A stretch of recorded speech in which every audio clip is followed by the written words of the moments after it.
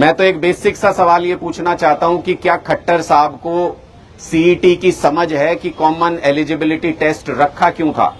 और अगर किसी के कहने से, समझाए बुझाए से अगर सीईटी का एग्जाम रख दिया था, मुझे तो आज तक गणित समझ में नहीं आया, आप लोगों को अगर समझ में आया हो तो मुझे बताना। शायद 3.5 लाख के आसपास बच्चे सीईटी क्लियर करके बैठे हैं, ऐसा ही है?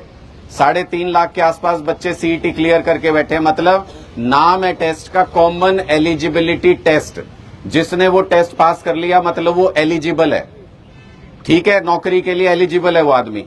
2 लाख सरकारी नौकरियां पूरे हरियाणा के अंदर, एक झटके में 2 लाख नौकरी दे देनी चाहिए थी, क्योंकि 3.5 लाख युवा एलिजिबल आपके टेस्ट के हिसाब से पास करके बैठे हैं, उन सबको नौकरी मिलनी चाहिए थी, फिर अगले 1.5 लाख के बारे में सोचना चाहिए था।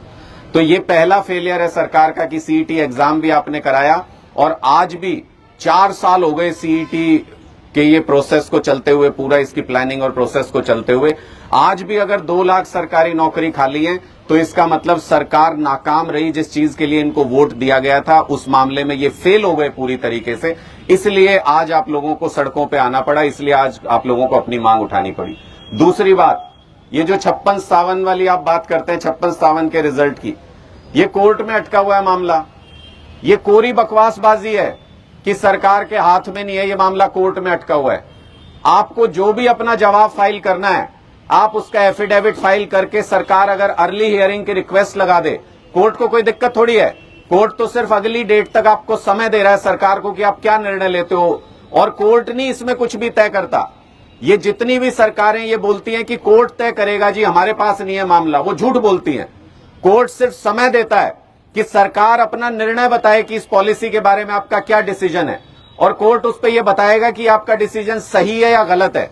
जब आपको पता चल चुका कि किसी एक वजह से कोर्ट ने ये आपका पूरा रिजल्ट अभी कोर्ट के अंदर फंसा हुआ है, तो क्या सरकार उसका संज्ञान लेकर के उसमें अपना एफिडेविट फाइल करके कि हम ये करेक्शन करना चाहते हैं, हम इसको इस तरीके से करना चाहते हैं, क्या उसकी अर्ली हियरिंग की रिक्वेस्ट नहीं दे सकती सरकार? सरकार उसकी अर्ली हियरिंग की रिक्वेस्ट दे देती तो मुझे लगता है कि ये मामला कोर्ट से निकाला जा सकता है। ऐसे ढेरों उदाहरण आप पूरे देश में देखेंगे तो पहले भी बहुत सारे मामले हुए हैं जिसमें सरकार अपने आप चली गई कोर्ट के पास कि जी हम ये डिजायर्ड चेंजेस कर रहे हैं और इसके हिसाब से आप हमें रिजल्ट निकालने की इजाजत दे दो, और कोर्ट ने इजाजत उसकी दी है। तीसरी सबसे बेतुकी बात जो मुझे लगती है इस पूरे प्रोसेस में, अब ये कह रहे हैं कि ग्रुप डी की भर्ती कर लेंगे पहले।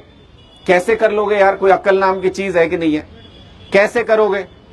आपने ग्रुप डी में मान लो 15,000 पोस्ट पे भर्ती कर दी, कॉमन एलिजिबिलिटी टेस्ट है, फिर ग्रुप सी का रिजल्ट आएगा, उस 15,000 में से 12-13,000 ग्रुप सी में हो जाएंगे, वो सारे छोड़ के चले जाएंगे। एक तो आपकी पूरी भर्ती प्रक्रिया बकवास हो गई, उसमें कोई भर्ती हुई नहीं, सरकार का नुकसान, और दूसरा इन बच्चों का इधर से उधर चक्कर कटेगा, इनका नुकसान, और तीसरा जिन 12-13,000 बच्चों को ग्रुप डी में भर्ती मिल सकती थी उनका नुकसान, अब वो अगली भर्ती का इंतजार करेंगे।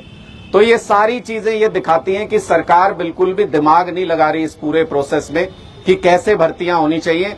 और अंतिम बात, मैं बार बार खट्टर सरकार से ये सवाल पूछता हूं, आज फिर क्योंकि ये आपकी बेरोजगार छात्रों की एक महापंचायत हो रही है, आज फिर ये सवाल पूछता हूं, कोई तो दीन ईमान होता होगा, एक संवैधानिक पद पे बैठे हुए व्यक्ति की जुबान की कोई तो कीमत होती होगी। 6 जनवरी 2023 को मुख्यमंत्री जी ने आधिकारिक तौर पे अपने ट्विटर पे भी, अपने बयान में भी आधिकारिक तौर पे ये कहा कि ग्रुप सी और डी की 50,000 नौकरी साल 2023 के अंदर हम देंगे। ये 6 जनवरी 2023 का मुख्यमंत्री मनोहर लाल खट्टर जी का बयान है। मैंने उनको पहले भी कई मंचों पे खुली चुनौती दी है, फिर दे रहा हूं, 50,000 हो जाती है खट्टर साहब, बहुत ज्यादा। आपके शिक्षा मंत्री को गिनती विनती आती नहीं, हो सकता है हमसे भी नहीं गिने जाए 50,000।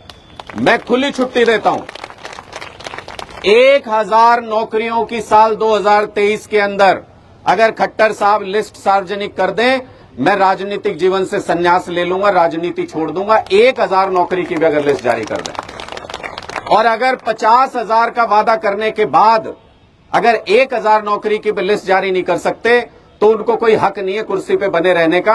उनको युवाओं से, हरियाणा के युवाओं से नाक रगड़ के माफी मांगनी चाहिए। इतनी बड़ी गलती उन्होंने की है कि वादा करने के बाद भी इन युवाओं का वादा तोड़ते हैं। फिर पॉलिसी आती है, मैं मैं बहुत ज्यादा पॉलिटिकल नहीं बोलना चाहता क्योंकि आप लोग सब छात्र हो। फिर पॉलिसी आती है, कहते हैं कि जो कंवारे रह गए उनको पेंशन देंगे ये लोग, है ना। कहते हैं, मैंने सिर्फ एक चीज पूछी थी, मैंने सिर्फ इनसे एक चीज पूछी थी, भाई ये कह रहे हैं कि जो कंवारे रह गए उनको ये पेंशन बांधेंगे उनकी। मैंने इनसे ये कहा था, खट्टर साहब 9 साल हो गए आपको सरकार में बैठे हुए, 9 साल पहले अगर नौकरी दे देते इन बच्चों को तो घर भी बस जाता और आप न्योते अटेंड करते करते परेशान हो जाते, इतनी शादियां हरियाणा के अंदर हो जाती, ना ये कंवारे रहते ना ये पेंशन देनी पड़ती। इसका मतलब आपकी समस्याओं की जड़ यही है कि आपकी सोचने की दिशा सही नहीं है, आपकी सोचने की दिशा खराब है। आपको बार बार, हमको भी कहते हैं लोग, हमको बार बार क्या कहा जाता है, हमको ये कहते हैं जी स्कूल के ऊपर राजनीति मत करो, अच्छी बात नहीं है। कहते हैं अस्पताल के ऊपर राजनीति मत करो, अच्छी बात नहीं है। अब कहते हैं जी युवाओं की नौकरी के ऊपर राजनीति मत करो, अच्छी बात नहीं। तो किस बात पे राजनीति करें? स्कूल पे मत करो, अस्पताल पे मत करो, बिजली पे मत करो, पानी पे मत करो, युवाओं के रोजगार, किस बात पे राजनीति करें? जात पात पे राजनीति करें, धर्म पे राजनीति करें, किस बात पे राजनीति करें भाई? जिस मुद्दे के ऊपर ये सारे, आप सारे वोट नहीं दोगे क्या जब चुनाव आएंगे? सारे लोगों का वोट है ना। वोट किस उम्मीद से देते हो? इसी उम्मीद से देते हो ना कि कल को हमें नौकरी मिलेगी, यही तो राजनीति है। और जब राजनीति करने की बारी आए तो 5 साल तक ये कहो ना ना ना, इस मुद्दे पे मत करो, इस मुद्दे पे मत करो। तो इसलिए मैं आप सब लोगों को भी आज ये कहने के लिए आया हूं कि जब अपनी मांग पूरी ना हो, जब सरकार आपके बारे में सुनना बंद कर दे, तो फिर आप लोगों को भी बुलंद आवाज में चाहे सड़क पे खड़े होकर संघर्ष करना पड़े, चाहे अपने वोट के जरिए इनको जवाब देना पड़े। सक्रिय राजनीति में आने से कभी घबराना मत। इन नेताओं के सामने खड़े होकर सीधे तौर पे आप लोग ये कहना कि अगर तुम हमारा काम नहीं करोगे, हमें रोजगार नहीं दोगे, नौकरी नहीं दोगे, तो हम लोग भी आपके बीच में आ जाएंगे, हम लोग भी राजनीति करेंगे, अपने दम पे करेंगे।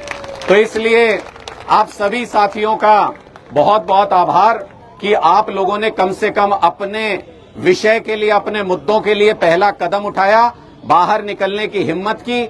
और समाज के जितने भी साथी, चाहे वो किसी ऑर्गेनाइजेशन से हो, किसी भी पार्टी से हो, जो आज आपके साथ खड़े हैं, उनका भी बहुत बहुत आभार कि वो आपका साथ देने के लिए आज आपके बीच में पहुंचे हैं। एक बार बुलंद आवाज में भारत माता का नारा मेरे साथ बुलंद कीजिएगा। मैं समझूंगा कि आप तक मेरी बात पहुंची है और हम सब इस लड़ाई में एक साथ खड़े हैं। बंद मुट्ठी करके, हाथ ऊपर करके, पीछे तक सभी साथी एक साथ नारा लगाएं, भारत माता की, भारत माता की, इनकलाब, इनकलाब। और एक नारा अपने लिए अपना लो, ये आप ही बच्चों में से किसी ने मेरे सोशल मीडिया पे डाला था, मुझे शब्द ब शब्द याद है कि खट्टर हो या मोदी, इस बार वोटिंग रोजगार पे होगी। ये नारा इस बार अपने जहन में बिठा लो। बहुत बहुत शुक्रिया आप